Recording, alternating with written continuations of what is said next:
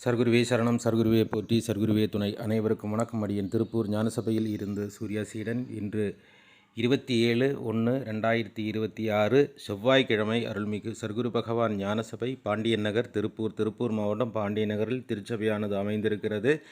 இங்கே தினமும் இறைவன் ஏழை எளிய மக்களுக்கு அன்னம் தானமாக வழங்கி பசியாற்றுகிறார். பசியாற்றும் எம்பெருமான் ஈசனுக்கு கோடானு கோடி ஆத்மார்த்தமான நன்றிகளை சொல்லுகிறோம். உறவுகளே, இந்த அன்னதானத்துக்காக உலகமெங்கும் பரவி வாழ்ந்து கொண்டிருக்கும் பெருமான் ஈசனின் பக்தர்களால் அனுப்பப்படும் காணிக்கைகளால் இந்த அன்னதானமானது தினமும் நடந்து கொண்டிருக்கிறது.